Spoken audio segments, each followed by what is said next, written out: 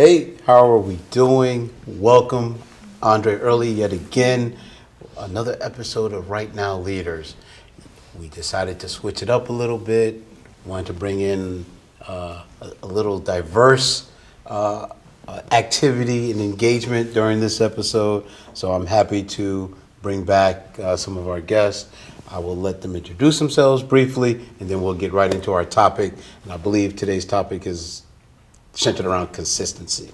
Something like that. And you guys already know how consistent I am. So we'll start to my right. Well, hi everybody. My name is Jada Yiser. I am a full-time PhD student and a part-time pizza maker. Hello everyone, my name is Solomon Thomas. I am a full-time business analyst and a part-time human being. That's a great answer. Hi everyone, my name is Imani Solon. I'm a full-time manager of account management and as well as a full-time dog mom. Oh, I didn't know that. Oh. Hey everybody, my name is Win Brown. I am a full-time analyst in the banking industry. Awesome. Welcome back, you guys. It's a pleasure. You know, we're rounding out season 1. I believe this is episode 11. So, you know, we started, some time ago, just talking about different topics. And here we are. We almost was able to get everyone together for the part 1 and part 2 of these last 2 episodes. But unfortunately, we were unable to get that done today. But nonetheless, I think today's topic is all about consistency over clout. And my first question to anyone who wants to step out and answer first, how important it is paying attention to the little things and the details and being consistent on how we navigate what we try to get out of life. So definitely the details are critical, and always ringing in the back of my mind is my dad saying, pay attention to detail. I used to hate it when I was a kid growing up. I'm like, why do you keep saying this? Like, I got most of the tasks done, but now as I'm, starting and into my career, the devil really is in the details. It's so critical to, accomplish the task and really make sure that you, cross all the T's, dot all the I's so that you're delivering at that highest level, because even if you do everything right, if someone notices that little detail, they have a way to say, oh, but you didn't do this. So you definitely want to focus on that. That's sort of an example in terms of like execution and work.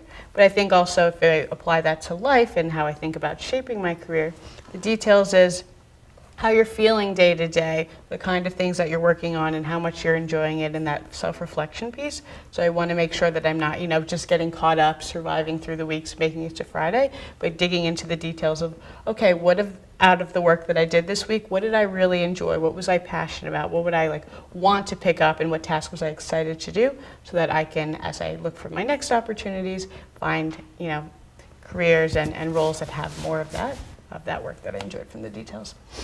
Okay. Solo. Yes, So another piece about details that I find can be really important, drawing back to the purpose of our show here, is the details can go a long way into leading those who come after you, right? You can do a lot in my line of work, we do a lot of documentation. So you need to have all the details organized and together in order for someone who's coming next to pick up where you left off, so they have a full view of everything that went on behind the scenes. A lot of times we can come to a good outcome and we can show off the outcome in the conclusion, but people want to dig in about how did we get here. So the how, the what, is often almost as important as the why. And so the conclusion is very important, but how do we get to that conclusion is also very important. So in terms of when you want to advise those who are coming next, or leaving documentation for those who are going to pick up where you left off, it's very important to have those key details. Otherwise, they're going to be lost. Like, I can't recreate this thing, and I need kind of that example to help me level set a good starting place. Okay. Nice. I'm going to piggyback on what Imani said in regards to detail. I think in my line of profession, it's important to listen to everything your client says, because that small little detail they say in one session could trickle back 3 sessions later, and if you forget that small little piece, it could really just unravel everything. And on a more personal level, as I start my writing journey for my dissertation, I need to find out those little details that allow me to actually lock in and write. So if I realized that on Monday I had a great writing day, which meant that I got up at this time, I did this, I did that, I sat in the library, I sat in this seat, I broke it down this way, all those little details definitely impact me for my next writing day, because I try to replicate those so that I can have another good writing day, instead of, let's say, getting up later or getting up earlier, eating before I do certain things, taking a nap. So I make sure I really take good notes on what I did on Monday to make sure that I can replicate that on my other writing days. Okay. Jared, did you want to add? Yeah, just to wrap it up, I would say that I am a firm believer in how you do anything is how you do everything. And if you skip over those small details, as whatever task, as whatever goal becomes bigger and more complicated, it'll just kind of, like you said, unravel and collapse because you weren't paying attention to those details in the front. So that's kind of, to sum everything up, that's kind of how I view the importance of the small details. Nice. Okay. All right. So, and there was an off-camera comment from one of our guests, and I want to briefly touch on something as it relates to personal transitioning into professional, and how are we consistent. So someone here knows where I am at about 5:30, 5:45 in the morning. So my alarm goes off at 5:05 Monday through Friday, and then I am outside at 5:28, 5:29 in the morning waiting for the gym to open up. Now, I know I'm consistent when it comes to that. Unfortunately, I don't see someone every day like I would like to see at that time. But nonetheless, how do we stay disciplined regarding what we're trying to accomplish as it relates to our career journey?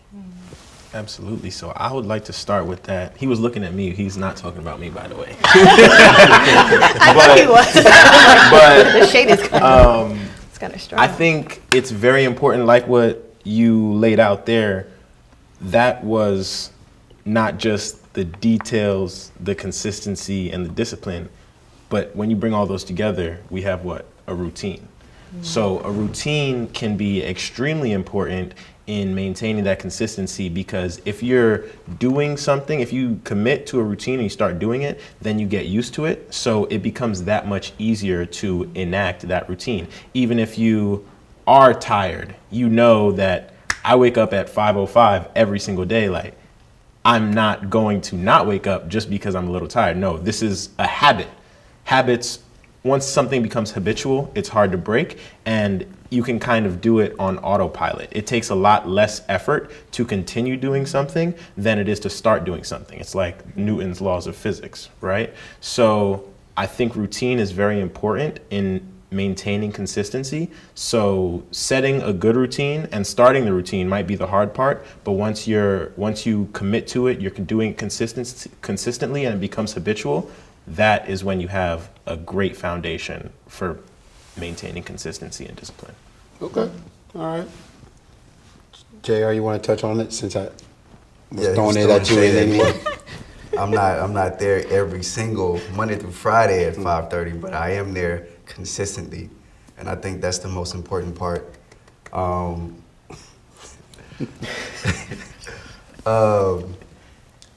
To just touch on consistency and the importance of consistency, I guess one more time, I would say that to me, consistency is drawing out a plan and sticking to that plan through the end, regardless of how you're feeling, regardless of if you fall off. Try not to fall off for too long and get back on track. So for example, right now I'm training for a half marathon. Yeah, you got that, bro. My plan is to train 3 days a week. On a given week, those 3 days may be may conflict with the gym, may not conflict with the gym, but I make sure every week that I get those 3 days in and I get those specific types of runs in. I think consistency is less about, drilling down and doing like the exact same thing every single day, but trying to stay consistent over, for this example, 20 weeks, 4 or 5 months, just being consistent with what you said you were going to do at the outright. Okay. Ladies? Yeah, I think to add to that, something that consistency cues, and for myself, is self-trust. So you can say you're going to do something. If it doesn't happen, and you don't really believe yourself as much the next time you're going to say you're going to go after a goal. But if you build that consistency and you have that self-trust, if you say that you have a goal or have something that you want to achieve, you're more likely to believe yourself that you will do it and then actually follow through. And I liked what Solomon spoke about as it becomes a habit, it becomes easier, so that if you have a day where you're not as motivated, you don't wake up with your goal front and center, you're going through the motions is going to be your consistent path. If you don't have that consistency, you don't have that routine, a day where you go through the motions can completely derail what you said you want to do in terms of achieving your goal. Yes. Very true. Oh, consistency is something I'm battling with at the moment. My motivation levels are up and down so much. So I think for me, consistency is making sure that I at least set a second goal if I can't meet that first goal. Okay. So if the first goal is to go That's to the fair. gym and I don't make the gym, then I live on the 12th floor now, so I take the 12 flights of stairs and I get my exercise in for the day. So I may not have hit my initial goal, which is to go to the gym for an hour and do, let's say, leg or back or cardio, something like that. I make sure that I still meet a goal of doing some type of exercise. So sometimes my goals aren't so specific, because when you have too many specific goals and you don't meet that mark, it doesn't motivate you to continue to go. But if you set more broader goals, especially when you have a lot going on, then it makes it easier to hit those goals, and then you feel a little bit more better about making more specific goals, and then you can go from there. Okay. You do the 12 flights twice, right? When I go up and down. Okay.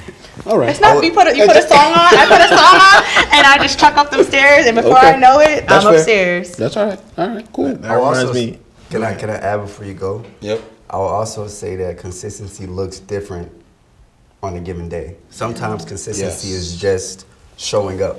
Like I showed up today, but kind of what you were alluding to, Imani, sometimes just showing up isn't enough. Sometimes you have to show up and give like maximum effort, be very intentional, but some days you just don't have it. So I think being consistent is over the course of time, just showing up, a mix of just showing up, but also putting in very intentional, thoughtful work into whatever that goal is. Yeah, and a lot of the upfront mental work, sometimes can be done upfront.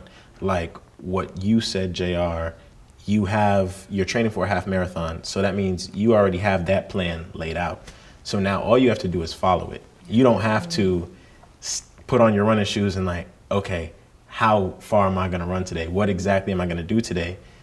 I kind of feeling 5 miles, so I'll just run 5 miles. You already have a plan.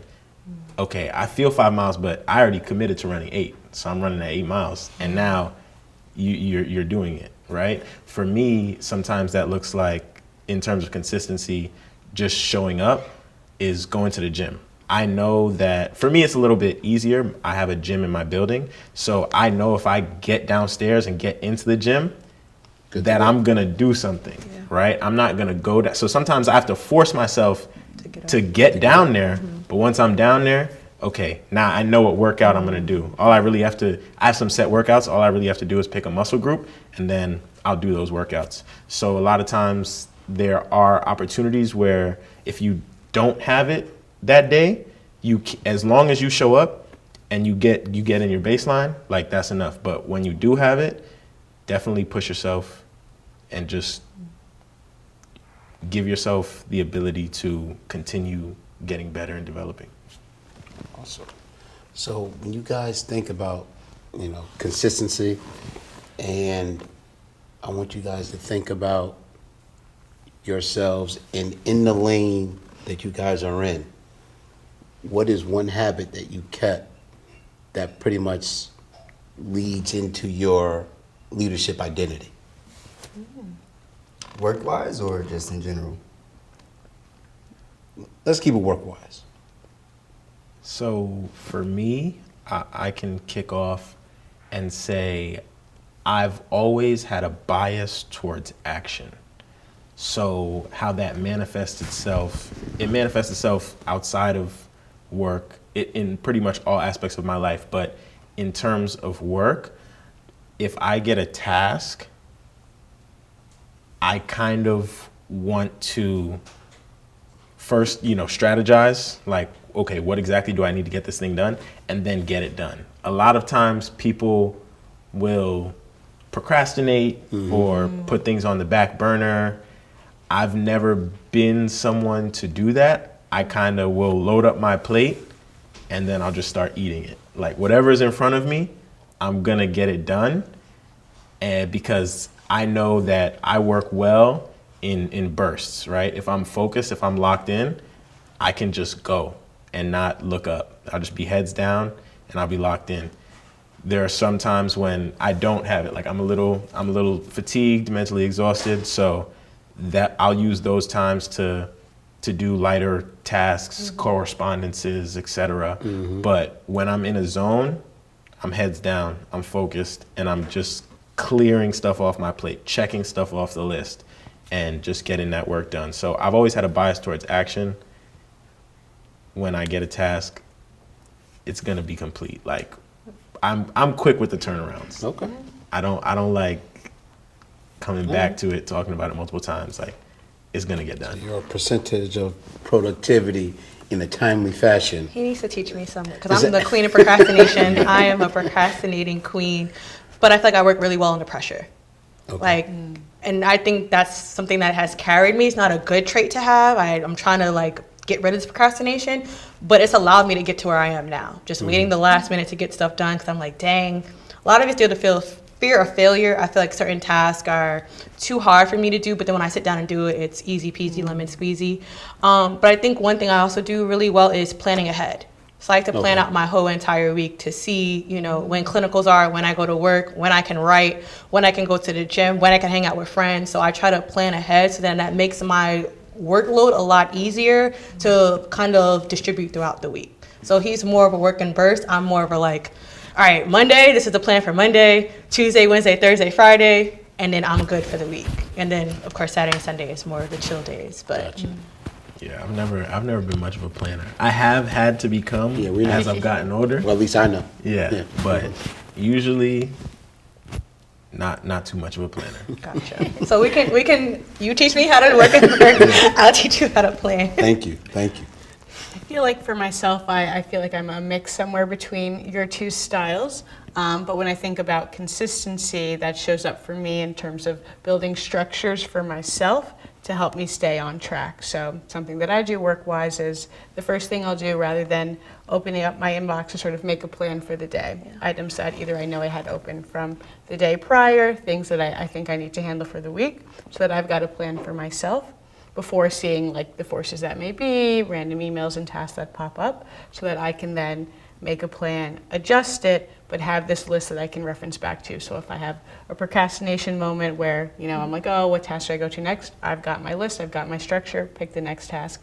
so that when I have a Solomon burst of energy, I can then focus on that. So to me, consistency, and it took a while for me to get here, but it really was sitting and focusing and thinking about what's a structure, what's a set sort of effort or thing that I can put in place to help me stay on track, and then using that to tack any sort of task list. I would say for me, my quality is being resourceful. In my field of work, a client may have a specific set of needs, and I think fielding that question, fielding that need, and building the right team around that problem, or building the right team around that client so that we can solve that problem, is something that I pride myself on.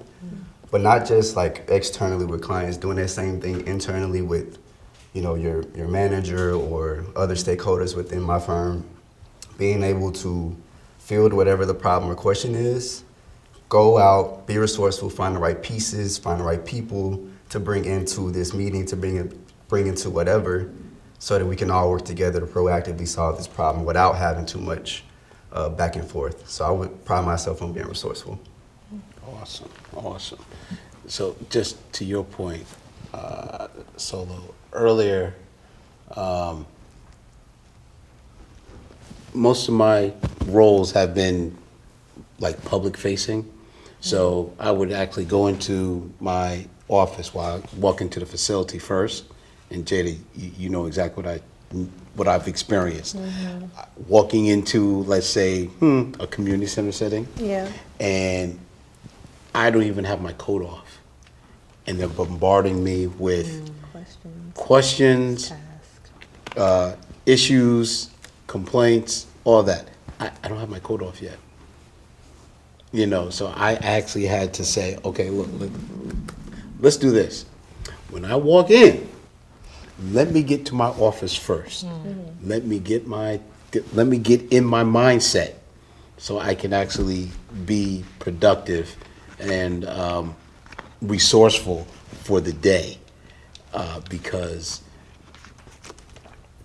if I don't have a positive mindset, you know, when I start that day, it goes downhill real quick. And I'm fully aware that I have to deal with, you know, the public on a consistent basis. But even in my current role, I come in, I go straight to my office. I don't even say good morning to anyone. 9 times out of 10, I don't even see anyone yet. But I go straight to my office, get settled in, shoot out a few emails, and then take a walk. Good morning. How's everyone doing? You know. Because now your cup is full. I think in Absolutely. the last episode or one of the earlier episodes, I heard the girls talking about filling your cup up, making sure that you're full before going out and tending to the world. So I think by doing that, you're filling your cup up, you're making sure you got your routine out the way, you're comfortable, you're ready to tackle whatever the problem is. And that's a form of self-care. It is. Yeah. It is. You're doing something selfish for yourself in that moment to make sure you're getting what you need, like JR said, before you can, you know, interact with others. And it takes time. You know, I had to learn to do that. You know, I definitely had to learn to do that. How do we coach those that come after us? How do we coach them to make sure that they are aware of or they're trying to find their leadership identity and ability? How do we coach them? I can kick us off. So for me, I feel as though it's really important to be honest and transparent. I feel like in a previous episode, similar to JR, I feel as though I heard the girls talk about sometimes you just see this big person and it just looks like this pie in the sky goal. Everything must have been super easy for them. They didn't struggle. But I think it's important to be open, transparent. Tell them, how did you get here? What worked for you? What didn't? What pitfalls did you fall into that I can avoid? How did you develop your leadership style? Because even though that's going to be different for everyone you talk to, and it's going to be different for yourself as well, you can take those learnings, pick what you like, pick what you don't like, and see how you can implement that in your own journey. I am definitely someone who sources from my community, who tries to learn as much from every conversation, because I just feel as though I'll never have your experiences. I'll never fully be able to understand your experiences or anyone else's experiences, because that's not my lived experience. But in hearing about it, in learning about it, and understanding how that affected you, I can absorb some of what has helped you develop into who you are. And that can help inform me as I'm developing to who I am and who I want to be. So as a budding leader, I listen to people who have been where I am and try and understand their journeys. Okay. I think building on Solomon's piece about looking into community and looking at others, I think there's an opportunity as we help sort of the next generation of leaders to be a mirror for them, tell them and help highlight to them what leadership qualities you see in them, because sometimes you're noticing a superpower or a great leadership quality that they don't even recognize or don't think about as a superpower. I think an example for myself was one of my first managers in my performance review under like a good positive thing wrote that I take feedback very well. That to me is sort of just an everyday thing. I'm like, okay, like these are people I trust and respect. Of course I should listen, but she's like, no, most people cannot take feedback. Like that's actually something that you do really well. So I think that what I try to do as I help emerging leaders is to call out those kinds of traits that I see in them, so that they hear it called out as a leadership skill and something that they can, intentionally continue to work on. For coaching, I think the best coaching that I received was actually going to leadership conferences and actually putting myself in those environments to learn about leadership opportunities and learn the skills of leadership. Started as young as 4th grade, going up to Schenectady, my first time in upstate New York. And I remember just being like one of and this is before I even realized like what a Black woman is and my race and my identity, but just being there with a bunch of young kids like myself that just wanted to be leaders, that just wanted to kind of learn new things, try new things, do different things. And I think that helped me at a young age get into that leadership role. So I think another way to coaching future leaders is actually kind of either paying their way for leadership conferences or even hosting your own leadership mentor, whether it's a day program or whether it's a hour program. I know Good for Girls does a mentorship where they have like a one-day mentorship event. And I spoke I spoke at it and I talked about like how to get into college or just how to transition from high school to your next career, whether it's college, trade school, cosmetology school, or even just going straight into a career at whatever you want to do. So I think it's also putting yourself in those positions to coach other future leaders, whether it's in a formal setting or informal setting. Awesome.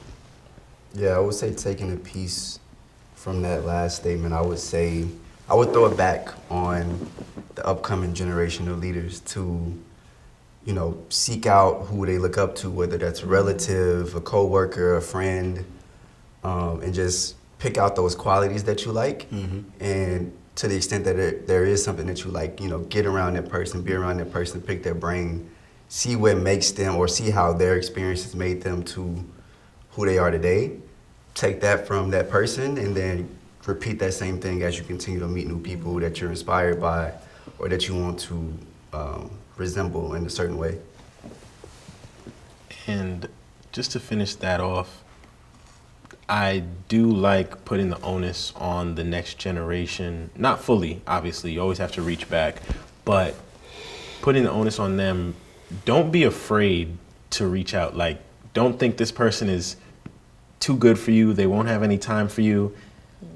I just came from church, and that was one of the big pieces of the sermon that the pastor was giving today, is that ask. You have to ask. You have to take that first step. Otherwise, it will never happen. There's a saying, it says, closed mouths don't get fed. Yeah. So you always ask. Even if they do seem like someone who might not have the time for you. You won't know if you don't ask. Absolutely. And you said being comfortable with being uncomfortable. Correct. And I think that's what Solo is saying, like just putting yourself out there. And like you said, they may say yes, they may say no. It could just be a simple email. You never know what you get back. If you get something back, perfect. If not, don't let it deter you from trying again. Because like you said, closed mouths don't get fed. And a lot of opportunities that people get in life is because they keep trying. It's not like they just try one time and they got lucky. It's like they got rejected a couple of times. They got maybe a reply back, but nothing really got motion from it. But then they finally got that one yes, and that one yes projected them to going further. So I would just say keep trying. That's all you need is one yes. That's all it takes. It only takes one yes, but let me ask you this, Solo. When, and that's, if you can answer this, when does an individual realize or accept that level of confidence? Because it takes confidence to step out like that. I think you have to first build that trust within yourself. Yeah. So. It goes back to being consistent. Like if you look in the mirror, like nobody else knows if you've been consistent. Like only you can look in the mirror and like know that I've been consistent in whatever this is I'm trying to get to. I reached out to that person. I followed up when I didn't hear back. I went to the gym 5 days this week. Like, only you can look in the mirror and really know how consistent you've been. And I think that, like, that confidence comes from that trust that you build up over time. And even before that, sometimes you don't have that confidence. Everybody started somewhere. Like, I didn't start as a confident leader. I built my way up to this. And it started with being encouraged by my community, getting the advice, hey, reach out to that person. Oh, I'm a little nervous. I'm a little uncomfortable. I don't think they're going to respond. Reach out to that person. All right, let me reach out. Boom, reach out. And if positive response, positive response. If not, you just stepped outside of your comfort zone, building something that Josh talked about, I believe in episode 2 or 3, building a mental callus to now you're getting used to stepping outside of your comfort zone, getting comfortable being uncomfortable. So there's buildup as well. You don't have to start confident. You don't have to necessarily be confident to perform a certain action that projects confidence. Yeah. You can also grow into that as well. Yeah, and to piggyback off that, I'm thinking about my profession. Like, I can talk to somebody, like one-on-one conversation, that's easy. But to sit across from somebody, I'm supposed to be helping them with their mental issues, I wasn't confident in that. So I had to kind of work on that. But I was confident in knowing, the skill sets that I needed, the theoretical orientation I was using, the workbooks that I had, the worksheets that I had, everything else I had, but I didn't have that confidence to really sit across from the person and say, hey, what are you going through? How can I help you? But as I kept going and as I got that feedback from my clients, or as I saw my clients kind of ease into their seats and not be so uptight like I was, that's how I grew my confidence. And then from that allowed me to kind of seek out other clients that I wouldn't normally seek out, whether that's marriage counseling, whether that's co-parenting, whether that's reunification, just other things that are out of my sports realm. But I had to grow the confidence first from meeting with clients I was comfortable with and then stepping out of my comfort zone. It's like you said, I had a faith of a mustard seed in myself, and then that grew into something a lot bigger. Okay. So that's what it takes. That's what it takes. Has there been a time, or is there an area where you've been inconsistent and that it hurt you? And if so, what did we learn from it? I can share because something popped right up front for me. I'd say a little bit with career and sort of designing it intentionally. So coming out and having strong community, I was in a lot of great developmental programs. I had the opportunity to go to a really great undergraduate school and get a great job. And basically up until college, you have like sort of these milestones set for you. But then once you graduate and you're in the real world, there is no milestone there unless you put it there. So I think for the first, 3 or so years of my career, I was doing a good job in the day-to-day, sort of, going along with the sort of inline promotions, but I wasn't strategically, being consistent about planning what I want to do, taking necessary intentional steps to network for a job I want. I was a little bit too much going with the flow. And I think it did hurt me in terms of spending extra time sort of in roles that I knew weren't getting me to where I eventually wanted to go. So I think not having that consistency of, looking up if I have a goal, I want to go back to school, make sure I'm studying, make sure I'm, sharing that goal and putting other people in place to help keep me accountable.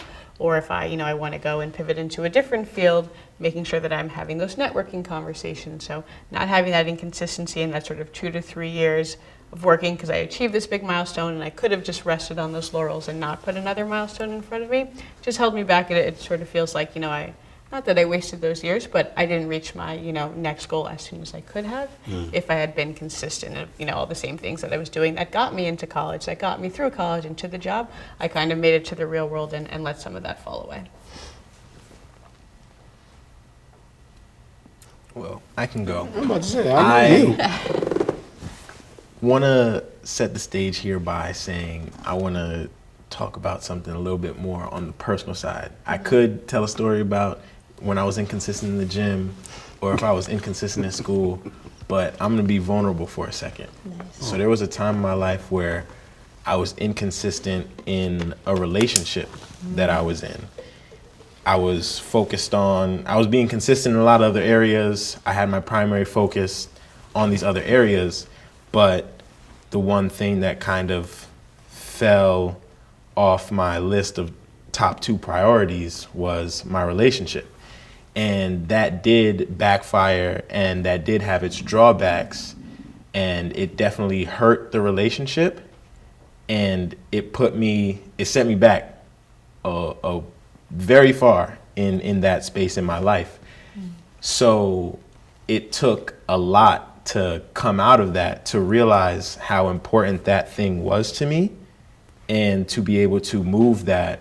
Once you realize how important certain things are to you, you kind of set your own priorities, however that works out for you in your life. And at that time, it made me realize, I was kind of forced to realize that how important that thing was to me, and that I was willing to move that to the top of my priorities list in order to maintain, or in order to rebuild and come back from the inconsistencies that I had displayed in the past. So a lot of times, now to bring that back to a more general place, a lot of times what you'll find is that if you are inconsistent in an area that is important to you and you fall off, say it's the gym, say it's something else, it's gonna be harder to come back than it would have been to just like maintain that effort throughout. So if it's something that you know is important to you, do your best not to fall off, because coming back is going to be a lot more effort. It's going to be a lot harder. You can do it, but if you can avoid falling off in the first place, and you can't always, but if you can, I would say try to avoid it. Well, that's plays into, you have to be intentional. Absolutely. Anything else? Yeah, I guess the one time I wasn't consistent on something I really wanted, when I talked about my head manager position, I finally got the position, but I kept coming in late. I'm not a morning person. So getting to practice at 6 a.m. to set up the gym and everything was not my steez. But I would come in like 6:05, 5:59, but I wasn't consistent with my timing, so they had to demote me for a while to regular manager. And that hurt my feelings, and I was just like, oh, I'm not coming to practice no more, forget them, I don't need this, da-da-da-da. But then I realized that, like, no, I really enjoy what I do. I had to, like, go back and find a different plan. Maybe that's going to bed a bit earlier. That's maybe making sure everything laid out in the morning, so I'm not taking, forever in a day to get dressed and then get out of the house. So I feel like that was a moment where I realized that if I wanted something and I finally get something that I've been working so hard for, and then I lost it, it showed me that consistency is really important. And also communicating. So if I would have communicated to my boss that, hey, 6 o'clock is a little too early for me, can I come in at 6:15 and I'll stay, let's say, 15 minutes later to do X, Y, and Z, then she would have compromised with me. But because I kept quiet and because I thought I could get away with certain things because of my status, that's what ended up being my downfall. But I got the position back, and I came back for 2 more years. But that was that one time that showed me that, like, I could really lose something I worked really hard for in a quick second if I don't get my act together. And that let me know that I need to tighten up a lot, especially when it comes to my time management. Awesome. So I will share this with you. I hear everything that goes on as relates to being inconsistent. In my roles, I already know that for some odd reason, I know I have a special way of doing things. And 9 times out of 10, I am consistent. There was a time where, as a leader of a department, you have to be in a certain way. I fell off, and I realized that in order for me to realize the goals that we're trying to accomplish, you have to be consistent not only with yourself, but with those that look up to you or you're responsible for. And you also have to be cognizant of the fact that any and everything that you do impacts other components. Very true. Other components. So so if I'm in my workspace, and I know we're supposed to have leadership meetings once a month, but if I fall off, and I did, because I got tired of just sitting there just listening sometimes. But that's just me and my attention disorder. I realized that effective communication wasn't taking place. And then that was actually impacting some of the programs. You know, so once you start getting that feedback from those that were taking advantage of the programs, then you're like, oh, okay, you know, let me get myself back on track here. Yeah. So that is the importance of being consistent. I talk to the production team all the time about being consistent, and they are. You know, when we wrap up and we're looking at the shoots, you know, when the episodes are dropping. Does anyone know what time the episodes drop or the shorts drop? 7-11. I know. 1911. For some of you who know. For some of you who know. You don't like 1911? Our episode can be, you know, Yeah. 2 minutes later. Which 1911 are we talking about? The right one. The right one. The right the one. one The that beginning of the earlier in the year. year, the one later Yes, in it's the year. always look. It's always the beginning of the year. Okay. So, but that's how we remain consistent with what we're trying to bring to our viewers. Thank you for your time. For this part, there is a part 2 of this topic.